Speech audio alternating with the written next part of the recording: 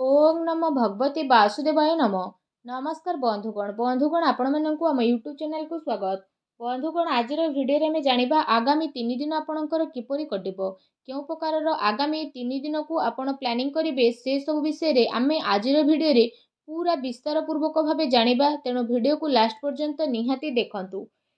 मने रखंतु निजको भावनात्मक रूप से सबुबेले मजबूत करी रखंतु। एहा द्वारा आपण आपणकर गतिविधि को बहुत बढ़िया रूप से गोटे स्थिति रे नेकी पहुंची पारिबे। विद्यार्थी तथा युववर्ग निजर मनोबल आउ आत्मविश्वास को बनैकी रखंतु।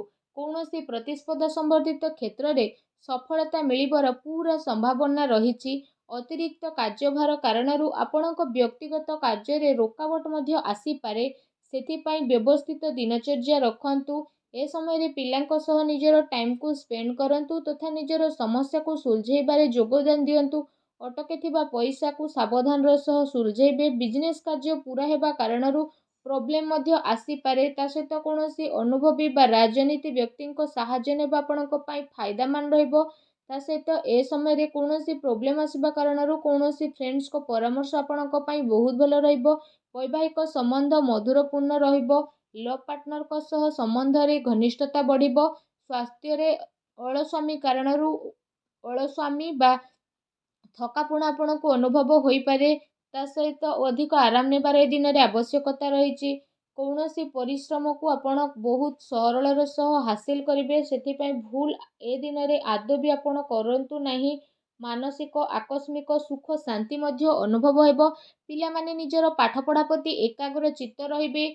दिनर उत्तरार्धरे ग्रहर स्थिति किछि एपरि बनुछि कि नकारात्मक परिस्थिति रे किछि एपरि भूल करंतुनी, नहले परे आपणको बड़ प्रोब्लेम फेस करबा पई पड़ी पारे।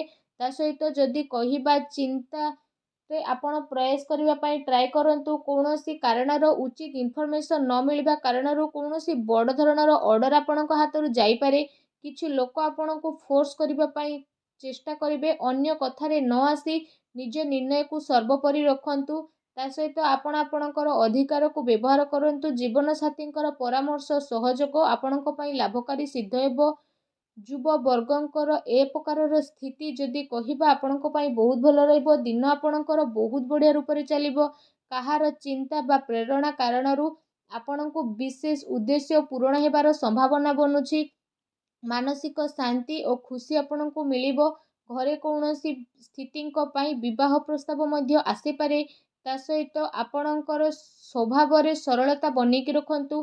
केबे केबे आपणकर अहं भाव अन्य द्वारा किछि भूल कार्य मध्य होई पारे। ता सहित कौनसी महत्वपूर्ण कथाबार्ता करिबा समय रे अपशब्दर प्रयोग आदौ करंतु नाही। एहा द्वारा आपणकर मानहानि होई पारे। व्यावसायिक गतिविधि रे उचित परिणाम मिलिबो। ता सहित शेयर संबंधित बिजनेस रे आपणको ए दिन रे फायदा मिलिबो। चाकरी पेशा लोकों को निज इच्छा अनुसार कौनसी बड़ धरणर ऑर्डर मिली पारे। घरे सुख शांतिपूर्ण माहौल रहिबो तथा आपसिक सामंजस्य मध्य बहुत भलो रहिबो। किंतु प्रेम संबंध रे स्थिति आपणकर परिवर्तन नेकी आसुची। पूर्व किछि समय रु चली आसुतुबा द्विविधार समाधान हेबा कारणरू आपणको खुशी मिलिबो। आपण आपणको निज कारण द्वारा कौनसी स्थिति को बदलै पारिबे। आर्थिक तथा आध्यात्मिक गति रे निजर आस्था ध्यान रखिबा कारणरू आपणकर व्यक्तित्वर अवधि रे निखार आसीबो। ता सहित आपण आपणको कार्य रे रोक लगेबार अछि, नचेत आपणको प्रोब्लेम आसे उद्धार देइथिबा पैसा फेरिबा पई बहुत मुश्किल रहिबो।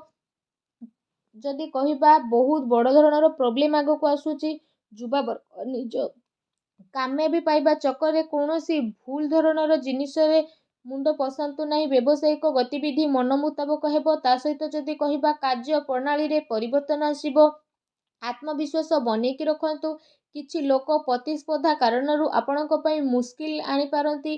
सेथिपाई सचेतन रहिबार अति आवश्यकता रहिछि। पारिवारिक व्यवस्था बहुत बढ़िया रखिबा पई बाहर व्यक्तिंकर हस्तक्षेप परिवार रे आदौ भी करिबा पई दियंतु नाही। सुस्थ बनिबा पई आयुर्वेदिक जिनिसर अधिकरू अधिक आपण सेवन करंतु। ता सहित जदि कहिबा तो आपण निजर योग्यता उपरे विश्वास रखंतु तथा कौनसी भी सहायता उपरे विश्वास करंतु नाही। जदि विशेष भाव कहिबा एहा द्वारा आपणको बहुत भल परिणाम प्राप्त हेबो। आपणकर भल परिणाम और दिनचर्या आपणको व्यक्तित्व रे आसीबो और परिवर्तन नेकी आसीबो। ଗ୍ରହଙ୍କର ସ୍ଥିତି କିଛି ଏପରି ରହିଛି ବିନା କାରଣରେ ଆପଣ ଟେନସନ୍ ବା ଚିନ୍ତାରେ ରହିବେ। ଏ ସମୟରେ କାହା ଉପରେ ଆଦୌ ବି ଭରସା କରିବା ଆପଣଙ୍କ ପାଇଁ ଠିକ୍ ହେବନି। ଅନ୍ୟର ପରାମର୍ଶ ଆପଣଙ୍କୁ ଭ୍ରମିତ କରିପାରେ। ଠିକ୍ ହେବ କି ନିଜକୁ ବେଷ୍ଟ ରଖିବା ପାଇଁ ଟ୍ରାଏ କରନ୍ତୁ। କୌଣସି ପ୍ରକାରର ବ୍ୟବସାୟିକ ନିର୍ଣ୍ଣୟ ନେବା ପୂର୍ବରୁ ସମୟ ଅନୁକୂଳ ରହିବ ନାହିଁ, ଆପଣଙ୍କୁ ଘାଟା ହୋଇପାରେ। ଏହା ସହିତ ସାଝେଦାରୀ ସମ୍ବନ୍ଧିତ ବ୍ୟବସାୟରେ ନିଜର ପାର୍ଟନରଙ୍କ ସହ ପାରଦର୍ଶିତା ରଖିବାର ଆବଶ୍ୟକତା ରହିଛି। ଏହାଦ୍ୱାରା ଆପୋଷିକ ସାମଞ୍ଜସ୍ୟରେ ସୁଧାର ଆସିବ। ତା ସହିତ ଆପଣ ସେସବୁ କାର୍ଯ୍ୟରେ ନିଜର କାମ କରିବା ଗତିକୁ ପରିବର୍ତ୍ତନ କରିବେ। ଅଧିକାରୀ ବର୍ଗ ବା ବରିଷ୍ଠ ସଦସ୍ୟଙ୍କର ଅନୁଭବ ଓ ମାର୍ଗଦର୍ଶନକୁ ଆପଣ ନିଜର ଜୀବନ ଶୈଳୀରେ ଆପଣେଇବା କାରଣରୁ କୌଣସି ସ୍ଥିତିରେ ଆପଣଙ୍କୁ ପରିବର୍ତ୍ତନ ଦେଖିବାକୁ ମିଳିବ। ତା ସହିତ ଆପଣ ଆପଣଙ୍କର କାର୍ଯ୍ୟ ଉପରେ ଧ୍ୟାନ ଦେବେ। ଆପଣଙ୍କର ବିଚାରଧାରାରେ ସକାରାତ୍ମକ ପରିବର୍ତ୍ତନ ଆସିବ। ଯୁବା ବର୍ଗ ବ୍ୟର୍ଥ ମଉଜ ମଜଲିସରେ ସମୟ ବ୍ୟତୀତ କରନ୍ତୁ ନାହିଁ।